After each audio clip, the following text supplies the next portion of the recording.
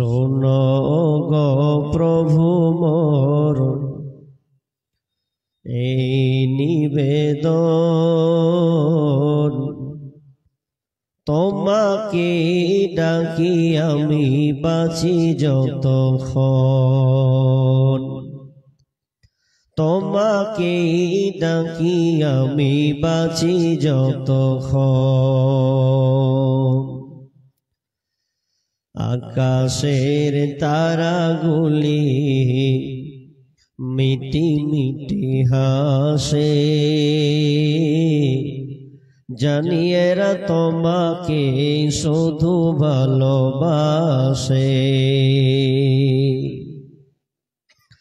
আকাশের তারাগুলি মিটি মিটি হাসে,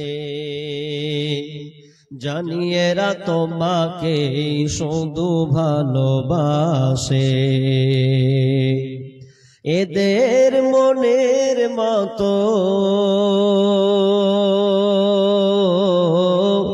এদের মনের মতো করো আমার মন, শোনো গো প্রভু মোর এই নিবেদন, তোমাকে ডাকি আমি বাঁচি যতক্ষণ, তোমাকে ডাকি আমি বাঁচি যতক্ষণ। প্রবাহিত নদী নালা কুলু কুলু তানে, তোমাকেই ডাকে এরা শুধু মনে প্রাণে। প্রবাহিত নদী নালা কুলু কুলু তানে, তোমাকেই ডাকে এরা শুধু মনে প্রাণে। আমিও ডাকি জানো,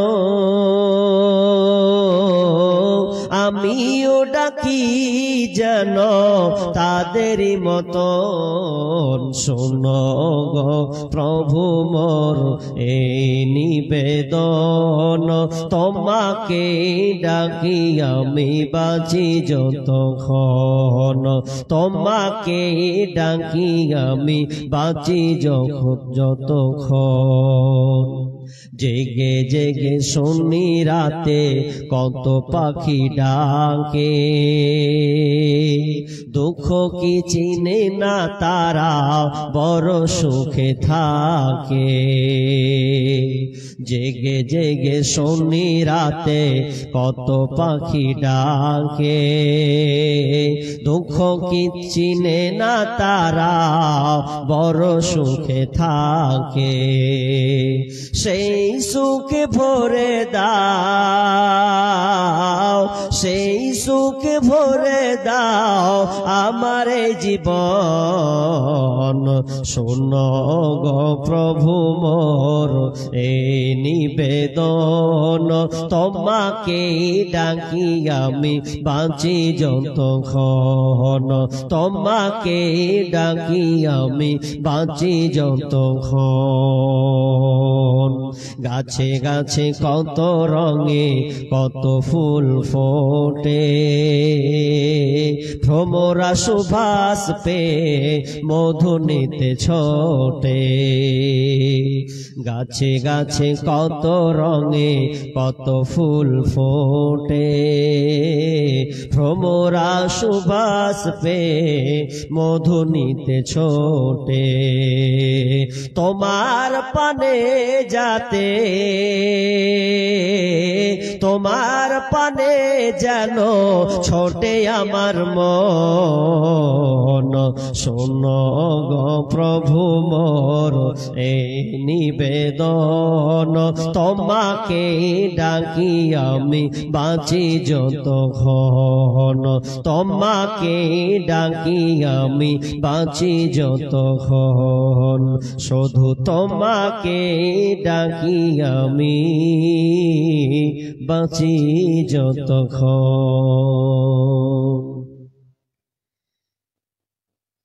উপস্থিত সম্মানীয় সুযোগ্য আজকের চলমান জলসার স্বনামধন্য সভাপতি মঞ্চে উপবিষ্ট ওলামায়ে ইকরাম, আকাশে সাদৃশ্য আলেম ওলামাবৃন্দ এবং দূরদূরান্ত থেকে আগত সম্মানীয় অতিথিবৃন্দ, আমার সম্মুখে বসে থাকা বিভিন্ন এলাকা থেকে ছুটে আসা ইসলাম দরদি ভাই সকল ও পর্দার অন্তরালের সম্মানিতা মা ও বোনেরা, প্রথমে সেই মহান মুনিবের দরবারে প্রশংসা জ্ঞাপন করি যে মহান মুনিব আমাদেরকে একটি মাদ্রাসা কেন্দ্রিক আয়োজিত মাহফিলে কোরআন ও হাদিসের আলোচনা শোনা ও আমলের উদ্দেশ্যে যিনি আমাদেরকে আসার তৌফিক দান করেছেন, সে আল্লাহ সুবহানাহু ওয়া তাআলার শুকরিয়া আদায় করি, বলি আলহামদুলিল্লাহ। হাজী ভাই, এতটি লোক বসে আছেন, একটু করে যদি সাড়া দেন তাও তো মনে হয় বাজ পাখির মতন গুনগুনে আওয়াজ হয়, কিছু তো শব্দ পেলাম না। হাজী দেখেন, আল্লাহ শুকরিয়া আদায় করবেন না কেন? করবেনই যখন, তখন একটু আওয়াজের ভঙ্গি আপনি দেখান। দেখেন, আল্লাহ আপনাকে চক্ষু দিয়েছেন, চক্ষু দিয়ে আপনি দেখতে পাচ্ছেন, তাহলে আল্লাহর বড় নেয়ামত। হাত দিয়েছেন, হাত দিয়ে কাজ করার তৌফিক দিয়েছেন, আল্লাহর নেয়ামত। আপনি মুখ পেয়েছেন, পা দিয়েছে, পুরো বডি আল্লাহ আপনাকে সুস্থ রেখেছেন, তাই বলে আপনি বাড়ি ছেড়ে আপনি এখানে আসতে পেরেছেন। অনেক লোক আছে আসার আকাঙ্ক্ষায় ছিল, অনেক আশা ছিল যে আজকের প্রতিষ্ঠানে আসবো, আলেম ওলামার মুখ দিয়ে কিছু আলোচনা শুনবো, এই সুযোগ তার হয়নি, আপনার হয়েছে। তো আপনি একটু আল্লাহর শুকরিয়া আদায় করুন। সকলে আমরা সবাই এক বাক্যে এক কণ্ঠে একটু উচ্চ আওয়াজে বলি আলহামদুলিল্লাহ। হাজী এতক্ষণ করার পর এতটুকু হলো, এত মেহনত দেওয়ার পর কিছু কিছু জিনিস আছে বুঝলেন, মানুষ বেখেয়ালি, বলার প্রয়োজন নাই, এরপরও বলে। ফুটবল ময়দান মাঠ হলে মানুষকে বলতে হতো না, যদি কোনো প্লেয়ার পায়ে বল থাকতো আর গোলকির মিডিলে ঢুকতো, তাহলে প্রাম করা মাঝখানে যখন ঢুকাবে, ঢুকতে ঢুকতে যখনই ঢুকবে, কেউ কি কোনো বলে হবে গোল বলিস, কিন্তু অটোমেটিক্যালি মুখ দিয়ে বের হয় গোল। কয় পয়সা নাকি পাবেন? পুরো মাঠকে একদম আওয়াজকে তোলপাড় এমন ভাবে করি, অথচ এক পয়সা লাভ হবে না।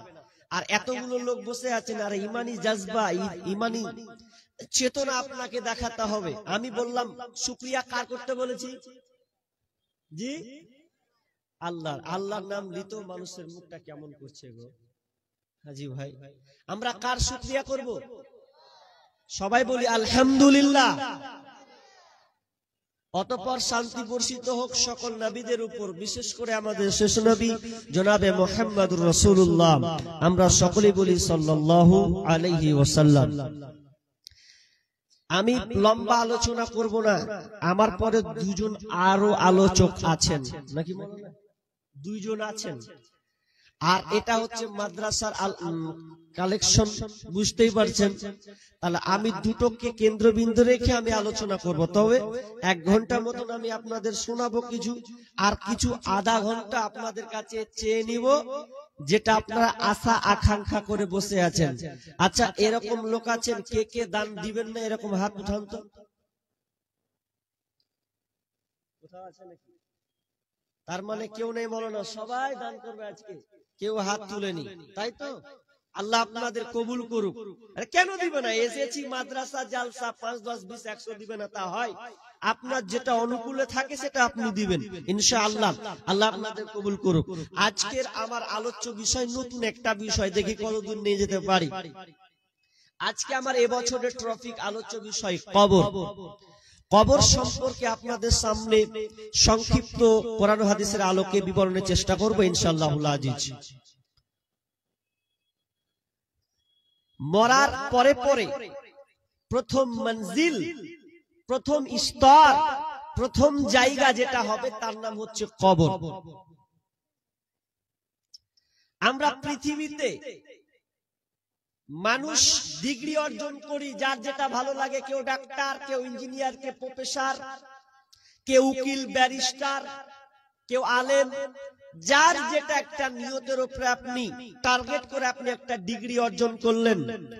আপনি একটা বাড়ি গেলেন, বাড়িতে গিয়ে একটা মাস্টার মশাইয়ের ঘর দেখছেন, আহারে কত রকমের প্রাইজ পেয়েছে, পুরস্কার, এত ধন্য সব সাজিয়ে রেখেছে।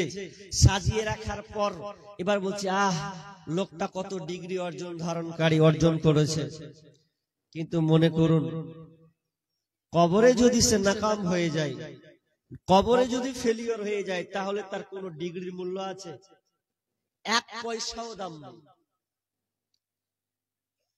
দুনিয়াতে ডিগ্রি কম, কিন্তু প্রথম মঞ্জিল কবর এসে পার হয়ে গেল, বেঁচে গেল, তাহলে সে সব জায়গায় পার হয়ে যাবে, বেঁচে যাবে। কবর এমন একটি জায়গা, যেই জায়গা পোকা মাকড়ের ঘর। এই ঘরটাতে সবাকেই শুতে হবে। তুমি বিখ্যাত হও আর কুখ্যাত হও, তুমি ভালো হও আর মন্দ হও, তোমাকে এই জায়গায় শুতে হবে।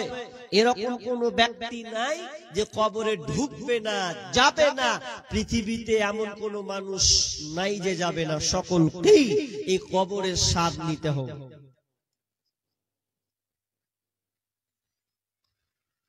কবরে তিনখানা প্রশ্ন হবে।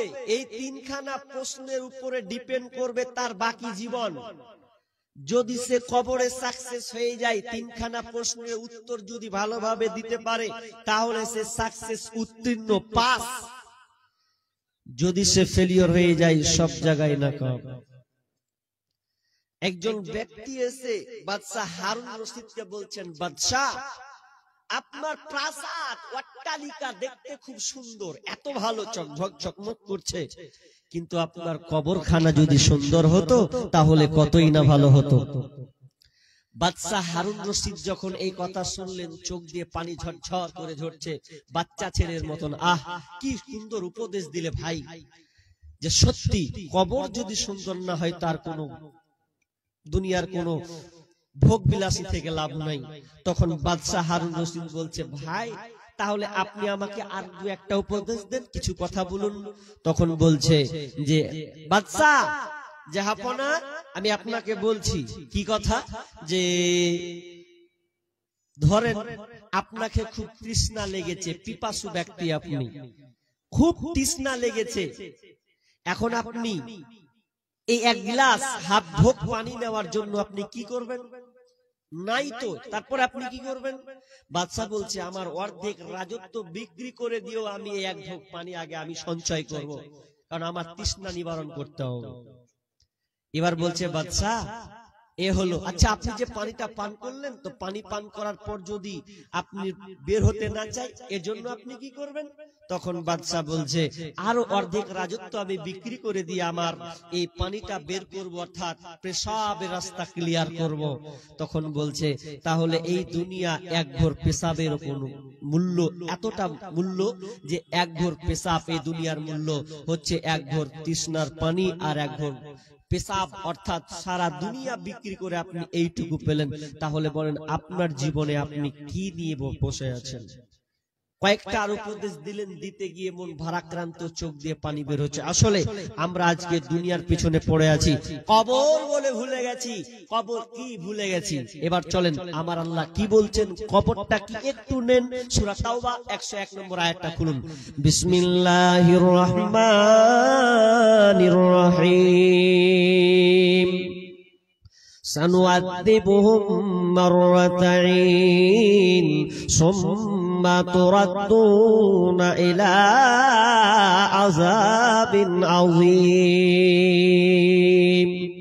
আল্লাহ সুবহানাহু ওয়া তাআলা স্মরণ করাচ্ছেন কি আমাদের স্মরণ করাচ্ছেন, সানুআদ্দিবুহুম মাররাতাইন, আল্লাহ বলছেন আমি তোমাকে ওয়াচিরে তোমাদেরকে দুইবার তোমাদেরকে মারব। একটা কোথায়? একটা হচ্ছে কবরে। কবরে তোমাদেরকে শাস্তি দেওয়া হবে। যেই কবরটা মারাত্মক একটি জায়গা, অন্ধকার একটি ঘর, ওই ঘরে তোমাকে শাস্তি পেতে হবে। সুম্মা তুরাদ্দুনা ইলা আযাবিন আযীম, এবং তোমাকে মহা কঠিন শাস্তির দিকে আবার নিয়ে যাওয়া হবে। তার মানে এখানে দুইবার কথা। প্রথম বলা হলো কবরের কথা, কবরে তোমাদেরকে শাস্তি প্রদান করা হবে। এরপরে আরো শাস্তি আছে, সে বিচারের ময়দান, জাহান্নামের জায়গা, ওই জায়গাতে তোমাদেরকে শাস্তি, কঠিন শাস্তি দেওয়া হবে।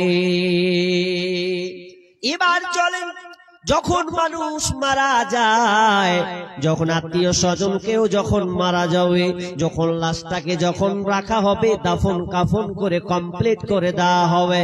কমপ্লিট করে দেওয়ার পর যখন সবাই বাড়ি, আপন আপন বাড়ি চলে যাবে, লাশটাকে দাফন করে যখন সবাই রিটার্ন চলে যাবে, ইযা উযিয়াল মাইয়াতু ফিল কবারি আতাহু মালাকানি ফায়াকুলানি মান রাব্বুকা মা দীনুকা ওয়া মান নাবিয়ুকা। যখন লাশটাকে যখন রাখা হয়, তখন ইযা উযিয়াল মাইয়াতু ফিল কবরে, যখন কবরে, যখন লাশকে কবরে রাখা হয়, মাইয়াতকে কবরে রাখলে আতাহু মালাকানি, দুইজন ফেরেশতা এসে হাজির হয়। ফায়াকুলানি, এবং তারা বলে মান রাব্বুকা মা দীনুকা ওয়া মান নাবিয়ুকা। এই তিনখানা প্রশ্ন তাকে করা হয়। আর এই তিনখানা প্রশ্ন তার মরার পর থেকে নিয়ে পুরো জীবনটা, পুরো সময়টা গাইডলাইন করবে।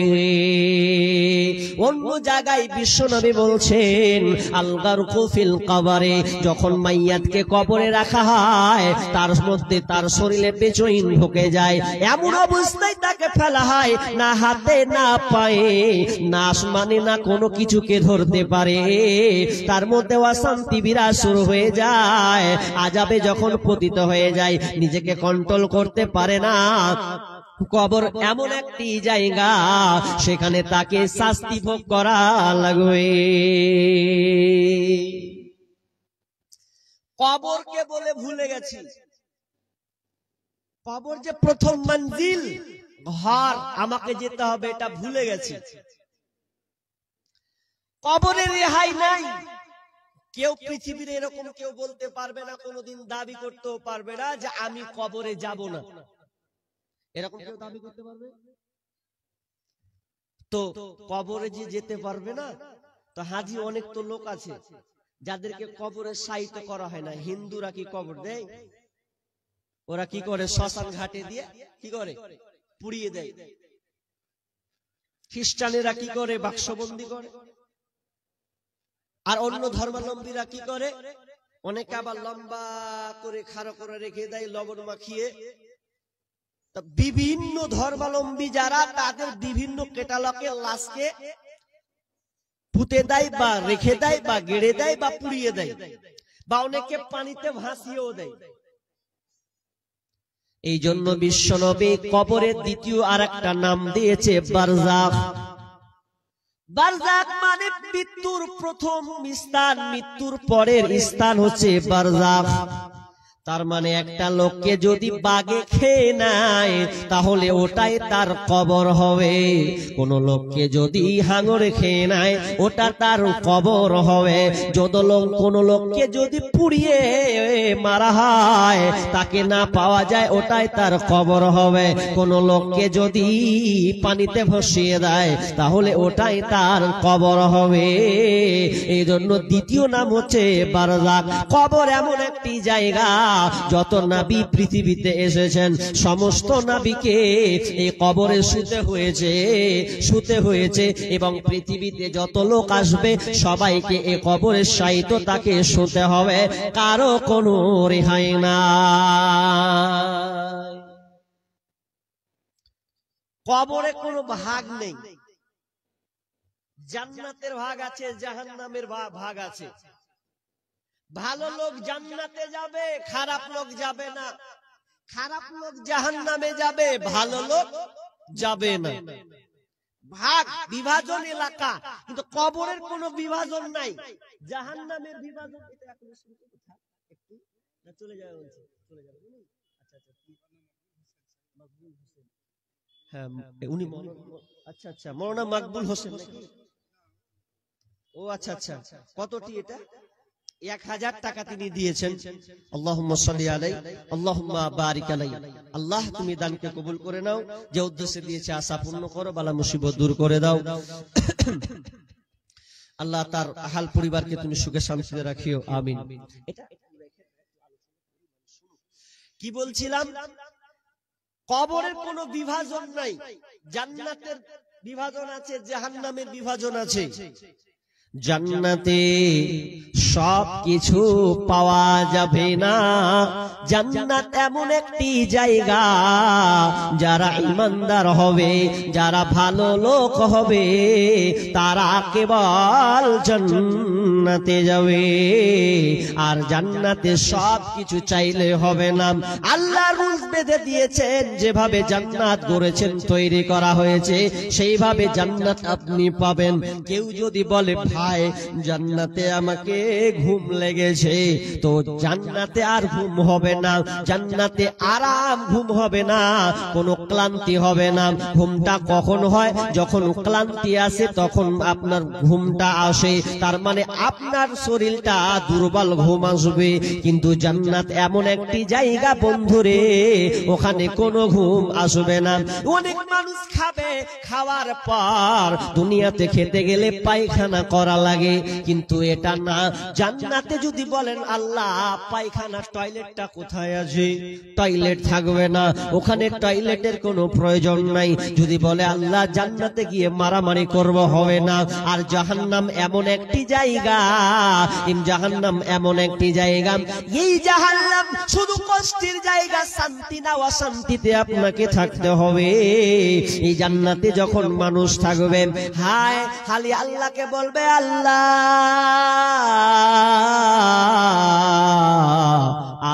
আর পারছি না রে মাবুদ, আর পারি না। আল্লাহ রে আমাদের উপরে দয়া করো, আর কষ্টটা আমরা নিতে পারে না। আল্লাহ বলবে বান্দারে, ও আল্লাহ বলবে ওরে আমার ফেরেশতারা, আমার বান্দারা কেন আমাকে ডাকে, এত জোরে চেল্লায়, কি হয়েছে তাদের, কি তারা বলতে চায়? আল্লাহ সুবহানাহু ওয়া তাআলা সূরা নাবার মধ্যে বলছেন, লা ইয়াযুকুনা ফিহা বারদাও ওয়ালা শারাবা। যখন তারা বলবে আল্লাহ তুমি আমাকে একটু পানি দাও, ওই পানি দিয়ে তৃষ্ণা নিবারণ করব। জাহান্নামে কোনো পানির ব্যবস্থা নাই, পানি হবে না, হবে না। লা ইয়াযুকুনা ফিহা বারদাও ওয়ালা শারাবা ইল্লা হামিমা ওয়া গাসসাকা। আল্লাহ বলবেন ওদেরকে ঠান্ডা পানি চিখতে তো দূরের কথা, ওদেরকে দেওয়া হবে গরম পূজার রক্ত।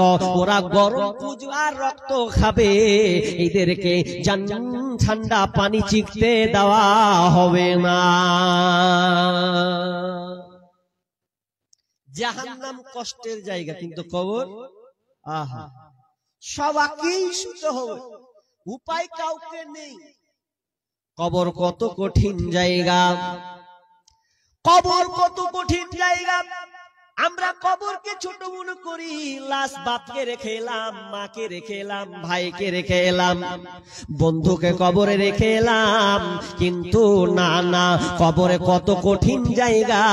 ইবনে মাসউদ রাদিয়াল্লাহু তাআলা আনহু নিজে বর্ণনা করেছেন, বিষ্ণু বলেছেন ইন্নাল মাউতা লা ইউআদিবুনা ফি কুবুরিহিম। যখন মাইয়াতকে যখন কবরে রাখা হয়, কবরে যখন রাখলে এই কবরে আযাব সংতাকে দেওয়া হয়। আর এই কবরের আযাব, এই কবরের আযাব কত কঠিন, কত কঠিন। মানুষ ছাড়া পৃথিবীর সব জন্তু কিন্তু কবরের আওয়াজ শুনতে পায়, মানুষ ছাড়া পৃথিবীর সব জন্তু কবরের আওয়াজকে শুনতে পায়। এত কঠিন কবর বন্ধুরে। সাদ বিন মুআজ বিন মুআয রাদিয়াল্লাহু তাআলা আনহু একজন জান্নাত প্রাপ্ত একজন সাহাবী। যেই সাহাবী মারা গেলে ভালো করে একটু কান লাগান, সবার আমি প্রতি অনুরোধ করি, কবর কত কঠিন জায়গা, একটু ভালো করে কান লাগান। সাদ বিন মুআয যেদিন ইন্তেকাল করেন, সাদ বিন মুআয যেদিন মারা যায়, সেদিনকে বিশ্বনবী বলছেন হাদাল্লাযী তাহাররাকা লাহুল আরশ ওয়া ফুতিহাত লাহু আবওয়াবুস সামা।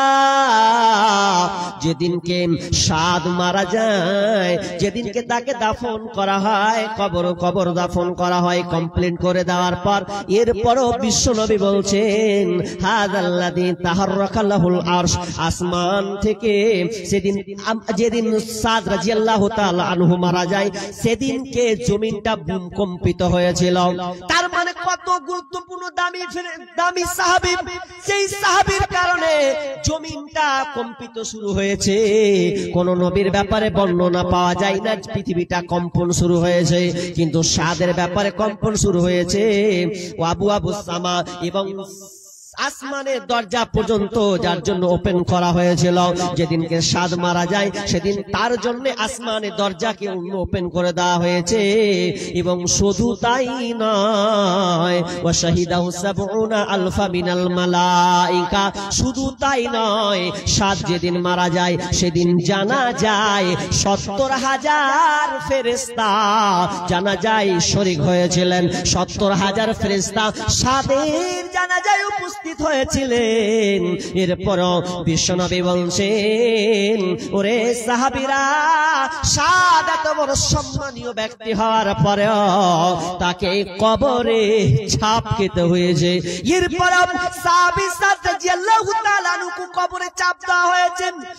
যুম্মা ওয়া যাম্মাতান ফুরজা আনহু, বিশ্বনবী বলছেন এরপরে সাদকে চাপ দেওয়ার পরে তাকে ছেড়ে দেওয়া হয়েছে। তার মানে এত বড় সাহাবী, এত জান্নাত প্রাপ্ত সাহাবী, কবরে তার রেহাই হয়নি। তাহলে আপনি আমি বলি তো, একবার কবরের কথা তো একবারও স্মরণ হয় না। দুনিয়াতে কত কঠিন কাজ, দুনিয়াতে কত ভয়াবহ পাপাচার কাজে লিপ্ত আছে, একবার কবরকে নিয়ে চিন্তা করলাম না। সাদের কবরে এতটা চাপ যে আল্লাহ রাসূল ঘাবড়ে গেছেন। আহার কি আশ্চর্য কবর, কাউকে ছাড় দেয় না। এত কঠিন কবরে, যেই কবর কে আমাদেরকে ভয় করা উচিত। আজকে কত তারিখ গো? হ্যাঁ, আজকে 29 তারিখ, কালকে কত তারিখ যাবে? 30, তারপরে 31। 31টা কি করবে? কবরে তুমি কুদছো না, কবরের উপর মাটির উপরে তুমি খুব লাফাও। কবরকে বলে একবার চিন্তা করো মুসলমান, তুমি কখন মারা যাবে তোমার গ্যারান্টি নাই, তোমার কোনো চেতনা নাই, তোমার কোনো টার্গেট নাই। শোনো বন্ধু, তোমাকে বলি খবরদার, খবরদার, অন্তত কিছুকে ভয় না করলে কবরটাকে অন্তত ভয় করো। উসমান রাদিয়াল্লাহু তাআলা আনহু যখন তিনি কবরের পাশ দিয়ে যেতেন, টুকরে টুকরে কাঁদতেন, টুকরে টুকরে বাচ্চা ছেলের মতন কান্না করতেন। এত কান্না, এত কান্না। সাহাবীরা বলতেন, এ উসমান, তুমি তো জাহান্নামের কথা বলছে, রাতের কথা, তুমি জাহান্নামের কথা, হাসরের ময়দান, এত কিছু আলোচনা শোনো, এরপরে যে মতটা তো কানতে দেখি না যতটা তুমি এই কবরকে নিয়ে তুমি কান্না করছো। উসমান রাদিয়াল্লাহু তাআলা বলছেন, ওরে ভাইরা, ওরে আমার সাহাবী, তোমরা আমার সঙ্গে সাথে শোনো, আমি এতটা কাঁদি না ঠিক, কিন্তু কবর এমন একটা কঠিন জায়গা। বিশ্বনবী বলেছেন, মা রাআইতু মানজারান কাত্তু ইল্লা ওয়াল কবরু আযযাউ মিনহু। বিষ্ণু বলেছেন, আমার প্রথম নজরে ভয়ঙ্কর দৃশ্য জায়গা, এরকম দৃশ্য আমি কোনোদিন দেখিনি, যেটা হচ্ছে কবর। তার মানে কবরে যত কঠিন আযাব, এই কবরে যদি প্রথম কেউ বেঁচে যায়, কবর থেকে যদি উদ্ধার হয়ে যায়, তাহলে বাকি স্তরগুলো তার জন্য সহজ হয়ে যাবে। আর যদি কবরে ধরা খেয়ে যায়, তাহলে প্রথম চান্সে ধরা খেলে বাকি স্তর তার জন্য আরো কঠিন হয়ে যাবে। সেই কবরকে নিয়ে তুমি একবারও চিন্তা নাই?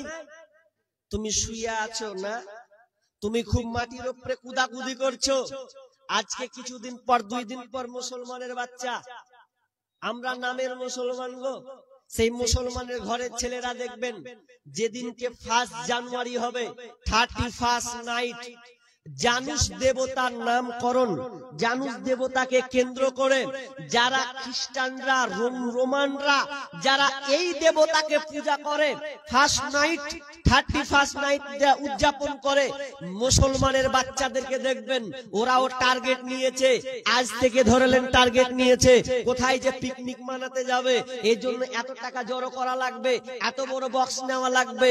তুমি কবরের উপরে